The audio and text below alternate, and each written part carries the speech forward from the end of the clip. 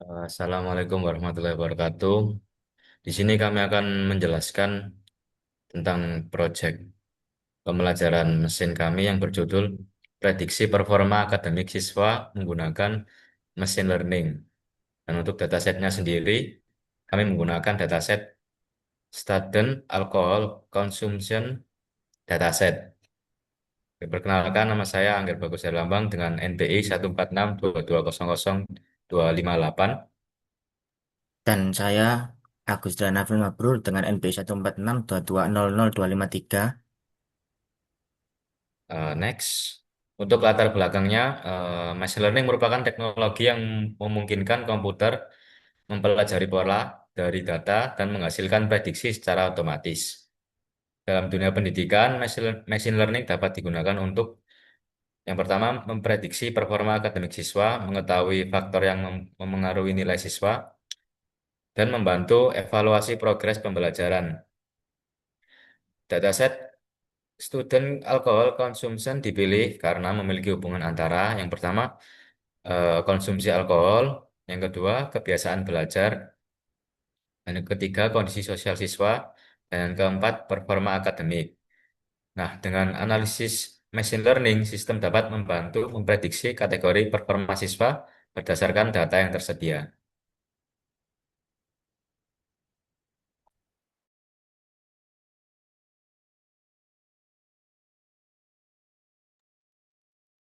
Tujuan penelitian dan dataset. Yang pertama, tujuan penelitian yaitu membangun model machine learning untuk prediksi performa siswa. Yang kedua, yaitu kita membandingkan beberapa algoritma klasifikasi. Yang ketiga, yaitu kita menentukan model dengan performa terbaik. Yang keempat, kita melakukan pre-processing dan tuning model. Yang kedua, dataset. Dataset yang kita gunakan yaitu yang pertama student mat.csv dan yang kedua student pur.csv. Fitur dataset yaitu ada age, gender, study time, absence, talk, dan works G1, G2, G3. Target kita yaitu kategori nilai siswa yang pertama ada low, medium, dan high.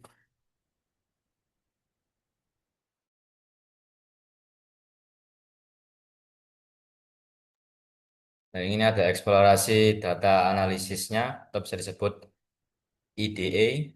IDA dilakukan untuk memahami pola dan karakteristik data sebelum model dibangun. Untuk analisis yang dilakukan ada histogram distribusi data, bitmap korelasi, dan identifikasi hubungan antar fitur. Nah, untuk hasil analisisnya sendiri, yang pertama ada G1 dan G2 memiliki korelasi tinggi terhadap G3. Dan study time berpengaruh positif terhadap nilai. Yang ketiga ada absensi berpengaruh negatif terhadap performa siswa. Yang terakhir ada konsumsi alkohol mempengaruhi stabilitas akademik siswa.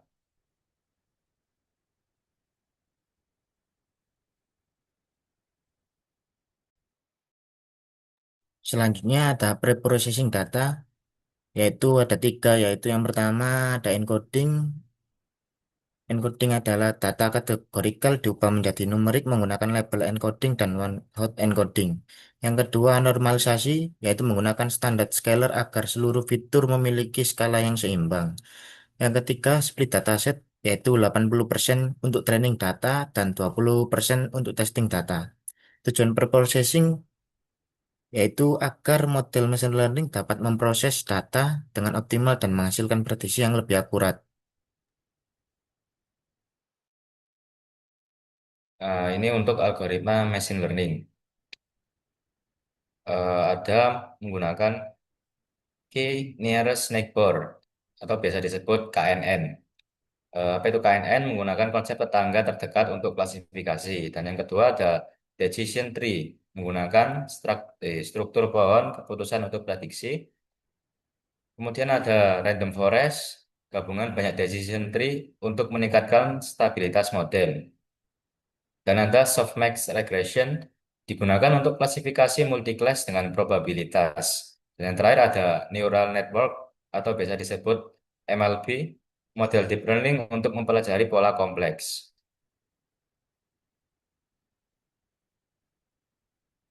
Selanjutnya, multi-class classification. Yang pertama kategori nilai, nilai akhir siswa yaitu G3 dibagi menjadi tiga kategori. Yang pertama ada low, kedua medium, dan yang ketiga high. Untuk metode klasifikasi kita menggunakan softmax regression yaitu menghasilkan probabilitas setiap kelas dan memilih probabilitas tertinggi. Yang kedua kita menggunakan metode one versus race yaitu membuat model untuk setiap kelas versus lainnya. Yang ketiga metodenya yaitu one versus one yaitu membandingkan setiap pasangan kelas.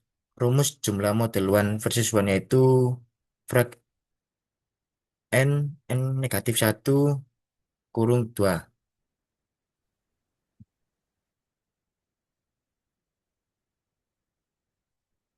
Nah, ini ada beberapa input, beberapa tadi neural networknya, neural network dan back propagationnya. Untuk neural network dan back propagationnya sendiri ada tiga ya. Yang pertama ada input layer, yang kedua hidden layer, dan yang ketiga ada output layer. Nah, back propagation ini digunakan untuk menghitung error, memperbarui bobot neuron, dan mengurangi loss model. Untuk tuning modelnya dilakukan dengan menambah neuron, mengubah hidden layer, dan training ulang model. Hasilnya MIA menurun, model lebih stabil, dan prediksi lebih akurat.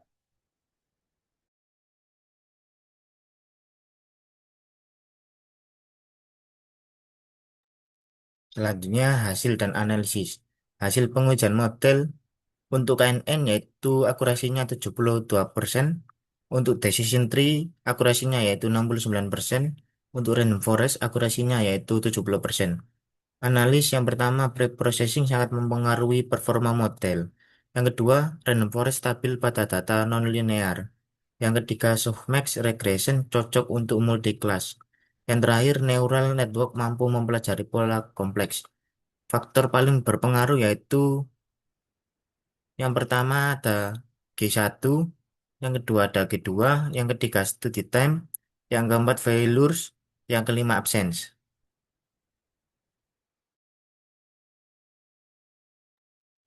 Untuk kesimpulannya, yang pertama, machine learning belajar digunakan untuk memprediksi performa siswa. Random forest dan softmax regression memberikan performa terbaik. Neural network berhasil meningkatkan kualitas prediksi setelah tuning, dan faktor akademik seperti G1 dan G2 sangat mempengaruhi nilai akhir siswa. Nah, untuk saran pengembangan selanjutnya, bisa menggunakan dataset yang lebih besar, melakukan hiperparameter tuning lebih lanjut, dan yang terakhir membandingkan dengan algoritma lain.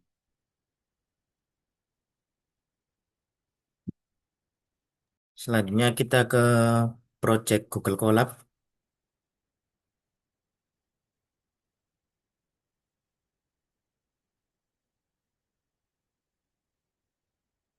Untuk yang pertama kita import import library.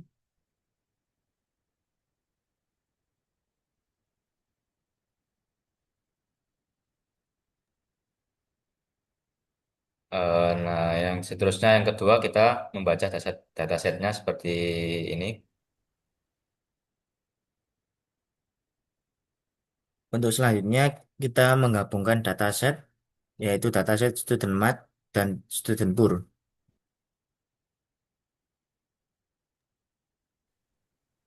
Untuk langkah selanjutnya yaitu tadi exploratory data analysis atau biasa disebut EDA, dan mengambil informasi dataset.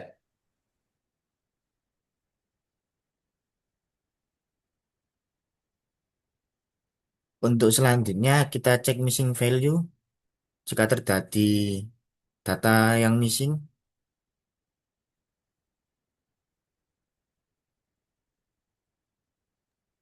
Untuk langkah selanjutnya ini adalah histogram distribusi nilainya seperti ini.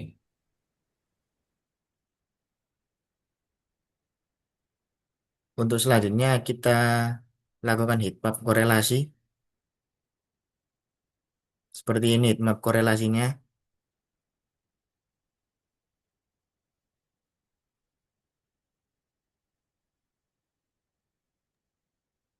Em, Lanjut membuat kategori target, kategori nilai. low nilai kurang lebih 10, medium nilai 10 sampai 14, high nilai di atas 15. Untuk selanjutnya kita pre-processing data, yaitu encoding data kategorikal.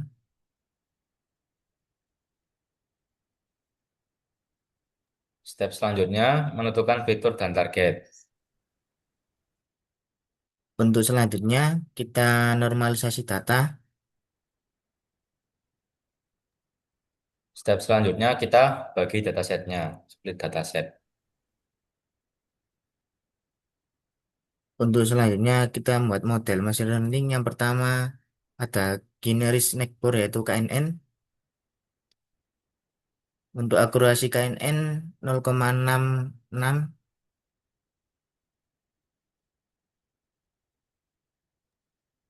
Dan yang kedua ada decision decision tree-nya. Untuk accuracy decision tree-nya 0,7.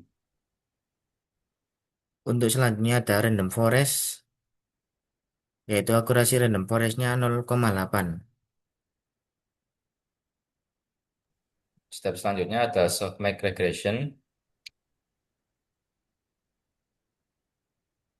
Dan untuk akurasi softmax regression-nya sendiri, yaitu di angka 0,8. Untuk selanjutnya ada Neural Network yaitu MLP. Untuk akurasi Neural Network yaitu di angka 0,7. Nah, untuk perbandingan accuracy model, nah ini model KNN-nya itu sudah bisa tampil, muncul mana yang lebih baik. Dan yang lebih baik ternyata softmax regression dengan angka dengan angka akurasi 0,8. Bentuk selanjutnya yaitu visualisasi akurasi yang dimana softmax regression akurasinya lebih tinggi.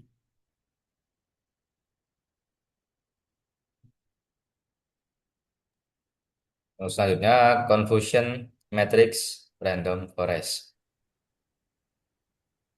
Nah, kita akan muncul tabel confusion matrix random forest-nya seperti ini. Untuk selanjutnya ada future importance random forest yaitu dimana ada tabel fitur dan importance-nya random forest hasil dari random forest.